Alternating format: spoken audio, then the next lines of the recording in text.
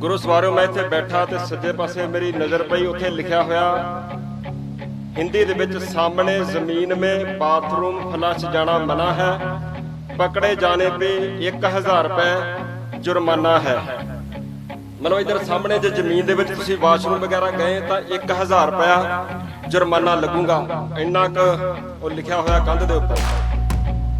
हुण सोच के वेखो इत्थे किड्डा वड्डा एक बोर्ड होना चाहिदा सीगा जिते लिखिया हुंदा कि शराब दा दूषित पानी, जहरीला पानी धरती दे हेठां पाउण वाले नूं एडा वड्डा जुर्माना। ऐदां दा कोई बोर्ड भी इत्थे नहीं लगा होया। ये साडी त्रासदी आ, ये साडे हालात वा। हुण पिछे झात मार के वेखो, आपां जिन्ने जणे भी इत्थे बैठे आ अपने पिछोकड़ वल समेत, मेरे समेत तुहाडे सारे, ਅਸੀਂ ਤਖਤਾਂ ਤਾਜਾਂ ਬਾਜਾਂ ਘੋੜਿਆਂ ਤੇ ਆਪਣੀਆਂ ਫੌਜਾਂ ਦੇ ਮਾਲਕ ਹੁੰਦੇ ਸੀਗੇ। ਮੈਂ ਸ਼ੇਰੇ ਪੰਜਾਬ ਮਹਾਰਾਜਾ ਰਣਜੀਤ ਸਿੰਘ ਉਹਨਾਂ ਦੇ ਰਾਜ ਭਾਗ ਦੀ ਗੱਲ ਕਰਦਾ। ਉਹ ਸਾਡਾ ਪਿਛੋਕੜ ਹੈ। ਬਾਬਾ ਬੰਦਾ ਸਿੰਘ ਬਹਾਦਰ ਉਹ ਵਾਲਾ ਰਾਜ ਭਾਗ ਉਹ ਸਾਡਾ ਪਿਛੋਕੜ ਹੈ। ਔਰ ਜਦੋਂ ਦਾ ਅਸੀਂ ਆਪਣਾ ਉਹ ਤਖਤ ਗਵਾਇਆ ਉਦੋਂ ਤੋਂ ਲੈ ਕੇ ਹੁਣ ਤੱਕ ਸਾਡੇ ਹਾਲਾਤ ਵੇਖ ਲਓ ਕਿੱਦਾਂ ਦੇ ਹੋ ਗਏ, बद नालों बदतर हो गए। वो कहते कि असी आजादी का निग मान रहे हैं। 75वीं वर्षगांठ आजादी का 75वां अमृत महा उत्सव उन्होंने मनाया।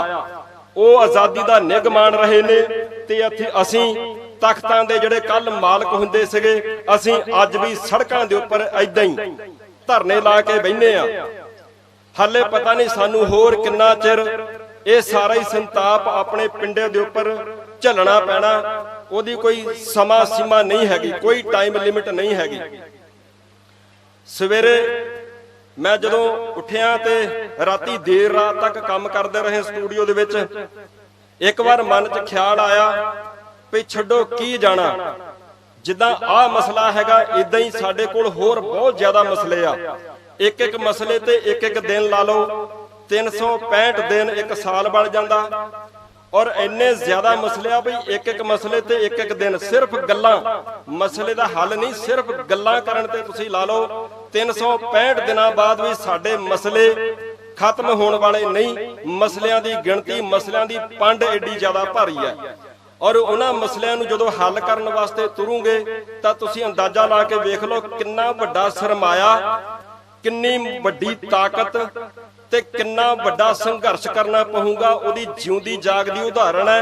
एक मसला नजिठिया असीं सारियां ने रल मिल के, जिहड़ा पिछे दिल्ली आपां संघर्ष कीता सीगा, एक मसला हल करन वास्ते इन्नी जबरदस्त सानू ताकत उत्थे झोंकनी पई तां जाके वो मसला हल होया। वो भी अगलियां ने ये गल कही आ, कहंदे कानून चिट्टे आ, तुहानू काले लगदे आ, अज तुहानू समझ नहीं, असीं आउण वाले समय च तुहानू समझा लवांगे, जिन्हां नू कुछ जाणियां नू समझ नहीं आई। ऐदां कह के उन्होंने साडा वो मसला हल कीता आ। सो सवेरे मेरे मन च ख्याल आया भी मसले तो बहुत ज्यादा आ, भी छड्डो की जाना इन्नी दूर। मैं हुशियारपुर तो आया, पौने 200 किलोमीटर तकरीबन बन जाते आ। भी घरे रहने आ, सराणे दे विच सिर दे के ते रो लैने आ शाम तक। फिर मन च ख्याल आया भी छड्डो, साडे हुशियारपुर तो परे नूं 10 किलोमीटर जाओ ते पहाड़ शुरू हो जाते आ। भी घरदियां नूं नाल लैने आ, पहाड़ां 'च जाने आ, उत्थे जाके उच्ची उच्ची हसदे आ, अपने आप ते हसदे आ भी असीं तख्तां दे मालक अज कित्थे आण के बह गए आ। एक गल, दूई गल जिहड़ी मैं कहना ना अपने आप ते हसदे आ, दो गल्लां ने मेरे वीरो ते मेरी ओ भैणो। मेरी किसी भी गल दा कोई गुस्सा ना करिओ। मेरी किसी गल नूं मेरे तो बाद किसी बुलारे ने जे कटना होवे ते बेशक कट दिओ, मैं गुस्सा नहीं करूंगा। आम करके कहा जाता कि स्टेज दे उपर एक दूजे दी गल्लां नूं ना कटो, पर मैं अपने आप नूं तैयार कीता, जे कटनी हुई किसी ने तो जरूर कट दिओ। दो गल्लां हुंदियां ने, एक वो लोग ਜਿਹੜੇ ਸਾਡੇ ਤੇ ਤੁਹਾਡੇ ਤੇ ਉਹ ਚੀਜ਼ਾਂ ਥੋਪਦੇ ਆ ਜਿੱਦਾਂ ਫੈਕਟਰੀ ਥੋਪੀ ਗਈ ਆ ਵੀ ਸਾਡੀਆਂ ਆਉਣ ਵਾਲੀਆਂ ਨਸਲਾਂ ਨੂੰ ਉਹਨਾਂ ਨੇ ਗੁੰਮਰਾਹ ਕਿੱਦਾਂ ਕਰਨਾ, ਉਹਨਾਂ ਨੂੰ ਨਪੁੰਸਕ ਕਿੱਦਾਂ ਬਣਾਉਣਾ। ਇੱਕ ਉਹ ਕਰਦੇ ਆ ਇਹ ਕੰਮ। ਦੂਜਾ ਅਸੀਂ ਆਪ ਕਰਦੇ ਆ। ਜਦੋਂ ਬਾਣੀ ਪੜ੍ਹਦੇ ਆ ਤੇ ਭਗਤ ਫਰੀਦ ਜੀ ਕਹਿੰਦੇ ਨੇ, ਫਰੀਦਾ ਲੋੜਾਂ ਦਾਖ ਬਿਜੌਰੀਆਂ ਕਿੱਕਰ ਬੀਜਿਆ ਜੱਟ। ਭਈ ਅਸੀਂ ਉਮੀਦਾਂ ਤਾਂ ਕਰਦੇ ਆ ਕਿ ਸਾਨੂੰ ਬਿਜੌਰ ਸ਼ਹਿਰ ਦੀਆਂ ਦਾਖਾਂ ਮਿਲਣ, ਪਰ ਬੀਜਦੇ ਕੀ ਪਏ ਆ ਭਲਾ? ਕਿੱਕਰ।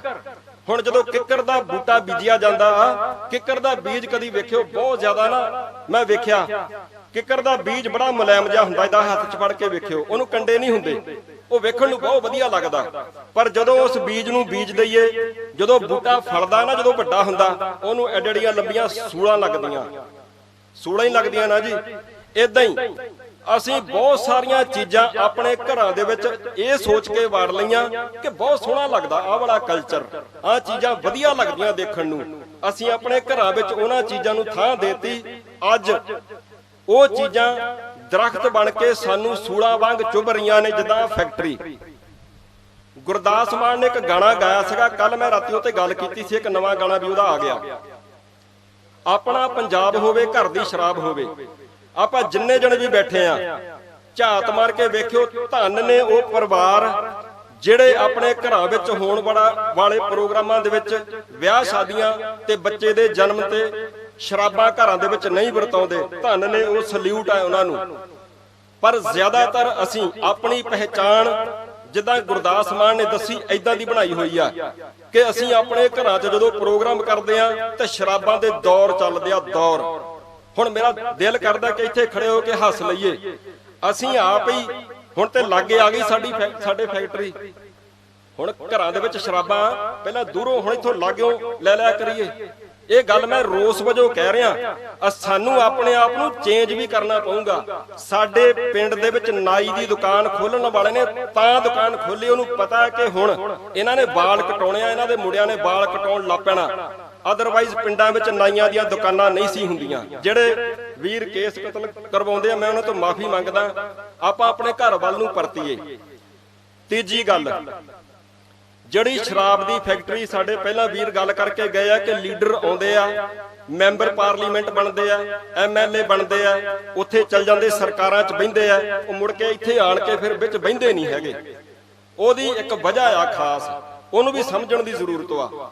ਹੁਣ ਜਿੱਦਾਂ ਅਸੀਂ ਸਾਰੇ ਇੱਥੇ ਬੈਠੇ ਆ, ਕਈ ਵਾਰ ਤੁਹਾਡੇ ਜਾਂ ਸਾਡੇ ਮਨਾਂ 'ਚ ਖਿਆਲ ਆਉਂਦਾ ਕਿ ਜਿਹੜਾ ਇੱਥੋਂ ਜਿਤਾ ਕੇ ਅਸੀਂ ਭੇਜਿਆ ਨਾ, ਉੱਥੇ ਜਾ ਕੇ ਉਹਨਾਂ ਦਾ ਹੀ ਹੋ ਗਿਆ ਉਹ।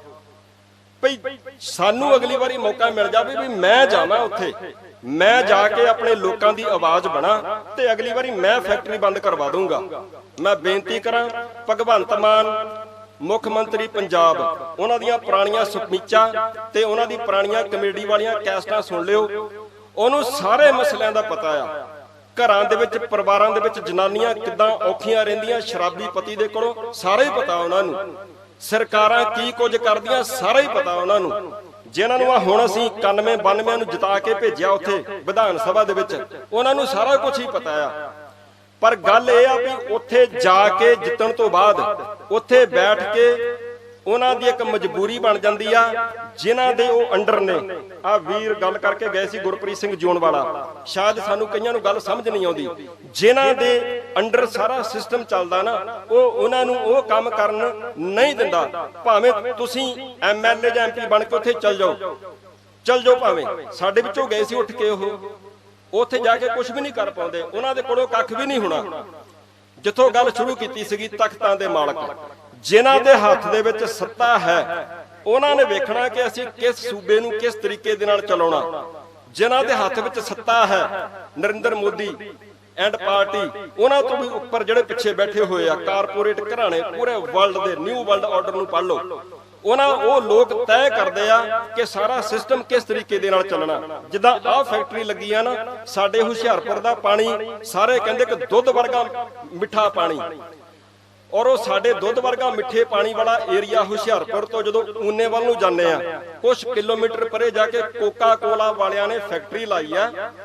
ਇੱਕ ਕੋਕਾ ਕੋਲਾ ਦੀ ਬੋਤਲ 1 ਲੀਟਰ ਤਿਆਰ ਕਰਨ ਵਾਸਤੇ 8 ਲੀਟਰ ਪਾਣੀ ਵੇਸਟ ਹੁੰਦਾ। 8 ਲੀਟਰ ਜਿਹੜਾ ਵੇਸਟ ਪਾਣੀ ਹੁੰਦਾ ਉਹ ਜ਼ਹਿਰੀਲਾ ਪਾਣੀ ਹੁੰਦਾ। ਆਸੇ-ਪਾਸੇ ਇਲਾਕਿਆਂ ਦੇ ਵਿੱਚ ਇਹਨਾਂ ਨੇ ਤਾਂ ਦੱਸਿਆ, ਵੀਰ ਨੇ ਕਹਿੰਦੇ ਭਈ ਫੈਕਟਰੀ ਦੇ ਅੰਦਰ ਹੀ ਬੋਰ ਕੀਤੇ ਹੋਆ।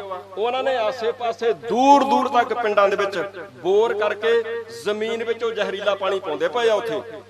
ਔਰ ਮੇਰੇ ਉੱਥੇ ਨਾਨਕਿਆਂ ਦਾ ਪਿੰਡ ਵਾ, ਟਿਊਬਵੈਲ ਦੀ ਧਾਰ ਪੂਰਾ ਭਰ ਕੇ ਆਉਂਦਾ ਹੁੰਦਾ ਸੀ ਪਾਣੀ, ਅੱਧੀ ਰਹਿ ਗਈ ਆ ਹੁਣ। ਆਉਣ ਵਾਲੇ 5-7 ਸਾਲਾਂ ਬਾਅਦ ਉਹਦੇ ਵਿੱਚੋਂ ਜ਼ਹਿਰੀਲਾ ਪਾਣੀ ਨਿਕਲਿਆ ਕਰਨਾ। ਜ਼ਹਿਰੀਲਾ ਇਧਰ ਮਾਲ ਵਿੱਚ ਕਈ ਜਗ੍ਹਾ ਟਿਊਬਲਾਂ ਤੋਂ ਜ਼ਹਿਰੀਲਾ ਪਾਣੀ ਨਿਕਲਦਾ ਅਸੀਂ ਵੇਖਿਆ। ਅਸੀਂ ਆਪਣੇ ਚੈਨਲ ਦੇ ਉੱਪਰ ਵੀ ਵੀਡੀਓ ਬਣਾ ਕੇ ਉਹ ਪਾਈ ਸੀਗੀ ਵੀ ਆਹ ਵੇਖੋ ਜੋ ਅਸੀਂ ਬੀਜ ਰਹੇ ਹਾਂ ਕੱਲ ਨੂੰ ਅਸੀਂ ਉਹ ਵੱਢਣਾ ਵੀ ਹੈਗਾ ਆ ਔਰ ਵੱਢ ਰਹੇ ਹਾਂ ਅਸੀਂ। ਸੋ ਇਦਾਂ ਦੇ ਹਾਲਾਤ ਬਣ ਚੁੱਕੇ ਨੇ। ਹੁਣ ਇਦਾਂ ਦੇ ਹਾਲਾਤਾਂ ਵਿੱਚ ਮਸਲੇ ਦਾ ਹੱਲ, ਸਮਾਂ ਥੋੜਾ, ਮਸਲੇ ਦਾ ਹੱਲ ਜੋ ਮੈਂ ਸਮਝਦਾ, ਤੁਸੀਂ ਮੈਂਬਰ ਪਾਰਲੀਮੈਂਟ ਬਣ ਜਾਓ ਜਾਂ ਐਮਐਲਏ ਆਪਣੇ ਵਿੱਚੋਂ ਲੱਭਣੇ ਛੱਡ ਕੇ, ਕਿਉਂਕਿ ਜਿਹੜੇ ਬਣੇ ਹੋਏ ਆ ਪਤਾ ਉਹਨਾਂ ਨੂੰ ਸਾਰਾ ਕੁਝ, ਇੱਥੇ ਹੀ ਰਹਿੰਦੇ ਆ, ਤੁਹਾਡੇ ਵਿੱਚ ਹੀ ਰਹਿੰਦੇ ਆ, ਸਾਡੇ 'ਚ ਹੀ ਰਹਿੰਦੇ ਆ। ਉਹ ਉੱਥੇ ਜਾ ਕੇ ਉਹ ਕੁਝ ਵੀ ਨਹੀਂ ਕਰ ਪਾਉਂਦੇ, ਹੱਥ ਏਦਾਂ ਵੱਜੇ ਹੋਇਆ, ਕਿਸੇ ਕੰਮ ਦੇ ਨਹੀਂ, ਜਾਂ ਅਸਤੀਫੇ ਦੇ ਕੇ ਘਰ ਬਹਿ ਜਾਣ। ਉਹਨਾਂ ਦੇ ਹੱਥ ਪੱਲੇ ਕੱਖ ਹੈ ਹੀ ਨਹੀਂ ਆ, ਕੁਝ ਵੀ ਨਹੀਂ ਹੈਗਾ ਉਹਨਾਂ ਦੇ ਹੱਥ ਪੱਲੇ। ਮਸਲੇ ਦਾ ਹੱਲ ਜਾਂ ਤੇ ਫਿਰ ਆ ਵਕਤੀ ਤੌਰ ਤੇ ਕਿ ਆਪਾਂ ਸਾਰੇ ਜਣੇ ਇੰਨੇ ਕੁ ਸਟਰੋਂਗ ਹੋ ਜਾਈਏ ਕਿ ਅਸੀਂ ਉਹਨਾਂ ਦੇ ਨੱਕ ਵਿੱਚ ਦਮ ਕਰਨ ਦੇ ਸਮਰੱਥ ਹੋ ਜਾਈਏ। ਉਹਦੇ ਨਾਲ ਸਾਡੇ ਆ ਛੋਟੇ ਛੋਟੇ ਮਸਲੇ ਵਕਤੀ ਤੌਰ ਤੇ ਹੋ ਜਾਣਗੇ ਹੱਲ। ਲੇਕਿਨ ਸਮੁੱਚੇ ਰੂਪ ਦੇ ਵਿੱਚ ਸਾਰੇ ਮਸਲਿਆਂ ਦਾ ਕੇਵਲ ਤੇ ਕੇਵਲ ਹੱਲ ਇਹੀ ਆ ਕਿ ਸਾਡਾ ਪਿਛੋਕੜ ਅਸੀਂ ਉਹਨੂੰ ਯਾਦ ਰੱਖੀਏ। ਅਸੀਂ ਤਖਤਾਂ ਤਾਜਾਂ ਬਾਜਾਂ ਆਪਣੇ ਰਾਜ ਭਾਗ ਦੇ ਮਾਲਕ ਹੁੰਦੇ ਸੀਗੇ। ਜਿੰਨਾ ਚਿਰ ਫੈਸਲੇ ਕਰਨ ਦੀ ਤਾਕਤ ਸਾਡੇ ਆਪਣੇ ਹੱਥਾਂ 'ਚ ਨਹੀਂ ਆਉਂਦੀ ਉਹਨਾਂ ਚਿਰ ਕੱਖ ਨਹੀਂ ਹੋਣਾ। ਉਹਨਾਂ ਦੇ ਏਜੰਡੇ ਅੱਜ ਸਾਫ਼ ਕਲੀਅਰ ਕਰਕੇ ਦੱਸ ਰਹੇ ਆ। ਸਾਡਾ ਏਜੰਡਾ ਹਿੰਦੂ ਰਾਸ਼ਟਰ, ਉਹਨਾਂ ਦੇ ਆਪਣੇ ਏਜੰਡੇ ਕਲੀਅਰ ਨੇ। ਸਾਨੂੰ ਵੀ ਆਪਣੇ ਏਜੰਡੇ ਕਲੀਅਰ ਕਰਕੇ ਉਹਨਾਂ ਰਾਹਾਂ ਦੇ ਉੱਪਰ ਤੁਰਨਾ ਪਊਗਾ। ਜਿਨ੍ਹਾਂ ਰਾਹਾਂ ਦੇ ਉੱਪਰ ਤੁਰਿਆ ਆਪਾਂ ਕਹਿ ਸਕਾਂਗੇ ਕਿ ਅੱਜ ਅਸੀਂ ਮਾਣ ਰਹੇ ਹਾਂ ਆਜ਼ਾਦੀ ਦਾ ਨਿੱਘ। ਦੋ ਗੱਲਾਂ ਸਿਰਫ ਜਾਂਦੇ ਜਿੰਨੇ ਵੀ ਵੀਰ ਬੈਠੇ ਆ, ਭਾਈ ਸੁਖਜੀਤ ਸਿੰਘ ਖੋਸੇ ਤੇ ਇੱਥੇ ਬੈਠੇ, ਅਸੀਂ ਆਪਸ ਵਿੱਚ ਗੱਲ ਕਰਦੇ ਪਏ ਸੀਗੇ। ਵੀਰ ਖੋਸੇ ਨੇ ਗੱਲ ਆਖੀ, ਕਹਿੰਦੇ ਯਾਰ ਮੇਰੇ ਮਨ 'ਚ ਖਿਆਲ ਆਉਣ ਡਿਆ ਵੀ ਆਪਾਂ ਜਿੰਨੇ ਜਣੇ ਬੈਠੇ ਆ ਵੀ ਅੱਜ ਪ੍ਰਣ ਕਰਕੇ ਜਾਵਾਂਗੇ ਕਿ ਅਸੀਂ ਸ਼ਰਾਬ ਦੀ ਫੈਕਟਰੀ ਤੋਂ ਦੁਖੀ ਆ, ਸ਼ਰਾਬ ਤੋਂ ਦੁਖੀ ਆ ਨਾ, ਵੀ ਤਹਈਆ ਕਰਕੇ ਜਾਵਾਂਗੇ ਕਿ ਜੇ ਸਾਡੇ 'ਚ ਕੋਈ ਸ਼ਰਾਬ ਪੀਂਦਾ ਤੇ ਸ਼ਰਾਬ ਨਹੀਂ ਪੀਵਾਂਗੇ। ਇੱਕ ਗੱਲ, ਸਾਡੇ ਘਰ 'ਚ ਕੋਈ ਫੰਕਸ਼ਨ ਹੋਵੇ, ਬੱਚੇ ਦਾ ਹੋ ਜਾਵੇ ਜਨਮ, ਅਸੀਂ ਕਹਿੰਦੇ ਆ ਨਾ ਕਿ ਪੰਜਾਬ ਵਸਦਾ ਗੁਰਾਂ ਦੇ ਨਾਂ ਤੇ। ਸਾਨੂੰ ਪਤਾ ਪੰਜਾਬ ਵਸਦਾ ਗੁਰਾਂ ਦੇ ਨਾਂ ਤੇ ਇਹਦਾ ਮਤਲਬ ਕੀ ਹੁੰਦਾ ਭਲਾ? ਇਹਦਾ ਮਤਲਬ ਹੁੰਦਾ ਕਿ ਜਦੋਂ ਅਸੀਂ ਜਨਮ ਤੋਂ ਲੈ ਕੇ ਮਰਨ ਤੱਕ ਜਿੰਨੇ ਵੀ ਕੰਮ ਕਰਦੇ ਆ, ਕਰਮ ਕਰਦੇ ਆ, ਉਹ ਸਾਰੇ ਕਰਮ ਕਰਦੇ ਆ ਅਸੀਂ ਗੁਰੂ ਨੂੰ ਵਿਚਾਲੇ ਰੱਖਦੇ ਆ। ਜਨਮ ਹੁੰਦਾ ਬੱਚੇ ਦਾ, ਗੁਰੂ ਦੀ ਹਜ਼ੂਰੀ 'ਚ ਲੈ ਕੇ ਜਾਂਦੇ ਆ, ਹੁਕਮਨਾਮਾ ਲੈਂਦੇ ਆ, ਉੱਥੇ ਨਾਮ ਰੱਖਦੇ ਆ ਬੱਚੇ ਦਾ, ਗੁਰੂ ਨੂੰ ਵਿਚਾਲੇ ਰੱਖਿਆ। ਨਵਾਂ ਘਰ ਬਣਾਉਨੇ ਆ, ਇੱਟ ਰੱਖਦੇ ਆ ਨਾ ਨਵੀਂ, ਜਦੋਂ ਨੀਂਹ ਦੇ ਵਿੱਚ ਗੁਰੂ ਨੂੰ ਵਿਚਾਲੇ ਰੱਖਦੇ ਆ, ਅਰਦਾਸ ਕਰਦੇ ਆ ਗੁਰੂ ਦੇ ਚਰਨਾਂ ਦੇ ਵਿੱਚ, ਘਰ ਬਣਾਉਣ ਲੱਗੇ ਆ। ਆਨੰਦ ਕਾਰਜ ਹੁੰਦਾ, ਮੌਤ ਹੁੰਦੀ ਹੈ, ਹਰ ਗੱਲ ਦੇ ਵਿੱਚ ਗੁਰੂ ਨੂੰ ਵਿਚਾਲੇ ਰੱਖਦੇ ਆ। ਤਾਂ ਕਰਕੇ ਇਹ ਗੱਲ ਬਣੀ ਹੋਈ ਹੈ ਕਿ ਪੰਜਾਬ ਵਸਦਾ ਗੁਰਾਂ ਦੇ ਨਾਂ ਤੇ। ਅੱਜ ਝਾਤ ਮਾਰ ਕੇ ਵੇਖ ਲਈਏ, ਆਨੰਦ ਕਾਰਜ ਹੁੰਦਾ, ਅਸੀਂ ਆ ਸ਼ਰਾਬ ਦੀ ਫੈਕਟਰੀ, ਇੱਥੋਂ ਹੀ ਜਾਂਦੀ ਸ਼ਰਾਬ ਪੈਲੇਸ ਦੇ ਵਿੱਚ, ਤੇ ਸਾਨੂੰ ਨਾ ਬੰਦੇ ਨਹੀਂ ਲੱਭਦੇ ਉੱਥੇ ਗੁਰੂ ਘਰ ਜਾਣ ਵਾਸਤੇ। ਮਾਮਾ ਜੀ ਤੁਸੀਂ ਆ ਜਾਓ ਮਾੜਾ ਜਿਹਾ, ਮਾਸੀ ਤੁਹਾਡੀ ਵੀ ਲੋੜ ਵਾ। ਮਾਸੀ ਆਉਣ ਨੂੰ ਤਿਆਰ ਨਹੀਂ, ਮਾਮਾ ਆਉਣ ਨੂੰ ਤਿਆਰ ਨਹੀਂ, ਕਿਉਂਕਿ ਉੱਥੇ ਡਾਂਸਰ ਨੱਚਦੀ ਪਈ ਆ, ਉੱਥੇ ਸ਼ਰਾਬਾਂ ਦੇ ਦੌਰ ਵਰਤਦੇ ਪਏ ਆ। ਫੜ ਕੇ ਧੂ ਕੇ ਲੈ ਕੇ ਜਾਣੇ ਪੈਂਦੇ ਆ। ਕਹਿਣਾ ਪੈਂਦਾ ਕਈਆਂ ਨੂੰ ਕਿ ਤੁਸੀਂ 5-7 ਜਣੇ ਸ਼ਰਾਬ ਨਾ ਪੀਓ, ਗੁਰੂ ਦੀ ਹਜ਼ੂਰੀ ਵਿੱਚ ਆਨੰਦ ਕਾਰਜ ਕਰਨ ਜਾਣਾ। ਭਾਈ ਸਾਹਿਬ ਜੀ ਛੇਤੀ ਕਰ ਦਿਓ, ਅਸੀਂ ਗੁਰੂ ਨੂੰ ਵਿਚਾਲਿਓਂ ਕੱਢ ਦਿੱਤਾ, ਤਾਂ ਕਰਕੇ ਅਸੀਂ ਅੱਜ ਖੁਆਰ ਹੋ ਰਹੇ ਆ। ਆਪਾਂ ਉਮੀਦ ਕਰਦੇ ਆ ਕਿ ਅਸੀਂ ਸਾਰੇ ਜਾਣੇ ਗੁਰੂ ਨੂੰ ਵਿਚਾਲੇ ਰੱਖ ਕੇ ਫਿਰ ਅਸੀਂ ਆਪਣੇ ਸੰਘਰਸ਼ ਕਰਾਂਗੇ, ਸਾਨੂੰ ਕਾਮਯਾਬੀ ਜ਼ਰੂਰ ਮਿਲੂਗੀ। ਇੱਕ ਵਕਤੀ ਤੌਰ ਤੇ ਹੱਲ ਵਾ, ਉਹਦੇ ਵਾਸਤੇ ਅਸੀਂ ਇਹਨਾਂ ਹਕੂਮਤਾਂ ਦੇ ਨੱਕ 'ਚ ਦਮ ਕਰਨ ਵਾਲੇ ਪ੍ਰੋਗਰਾਮ ਉਲੀਕ ਲਈਏ, ਔਰ ਇੱਕ ਪੱਕੇ ਤੌਰ ਤੇ ਸਦੀਵੀ ਤੌਰ ਤੇ ਜਿਹੜਾ ਸਾਰੇ ਮਸਲਿਆਂ ਦਾ ਹੱਲ ਹੈਗਾ, ਅਸੀਂ ਆਪ ਉਹਨਾਂ ਤਖਤਾਂ ਤਾਜਾਂ ਦੇ ਇੱਕ ਵਾਰ ਫਿਰ ਤੋਂ ਵਾਰਸ ਬਣ ਜਾਈਏ। ਸਾਡੇ ਆਪਣੇ ਰਾਜ ਭਾਗ ਹੋਣ ਜਿਹੜੇ ਕਦੀ ਸ਼ੇਰੇ ਪੰਜਾਬ ਮਹਾਰਾਜਾ ਰਣਜੀਤ ਸਿੰਘ ਜੀ ਵੇਲੇ ਹੋਇਆ ਕਰਦੇ ਸੀਗੇ। ਪੱਕਾ ਤੇ ਸਦੀਵੀ ਹੱਲ ਤੇ ਉਹੀ ਆ। ਤੁਸੀਂ ਵੇਖਿਓ ਜੇ ਇਦਾਂ ਹੋ ਗਈ ਨਾ, ਜਮਨਾ ਪਾਰ ਵਾਲੇ ਅੱਡੀਆਂ ਚੱਕ ਕੇ ਨਾ ਤੁਹਾਡੇ ਵੱਲ ਵੇਖਿਆ ਕਰਨਗੇ ਨਾ ਵੀ ਯਾਰ ਇਹ ਬੜੇ ਸੌਖੇ ਆ, ਇਹ ਬੜੇ ਹੱਸਦੇ ਰਹਿੰਦੇ ਹਰ ਵੇਲੇ। ਅੱਜ ਅਸੀਂ ਰੋਂਦੇ ਪਏ ਆ ਨਾ, ਅਗਲੇ ਨਾ ਅੱਡੀਆਂ ਚੱਕ ਕੇ ਦੇਖਿਆ ਕਰਨਗੇ ਤਾਂ ਜੋ ਕਹੋ ਕਰਨਾ। ਵਾਹਿਗੁਰੂ ਜੀ ਕਾ ਖਾਲਸਾ, ਵਾਹਿਗੁਰੂ ਜੀ ਕੀ ਫਤਿਹ।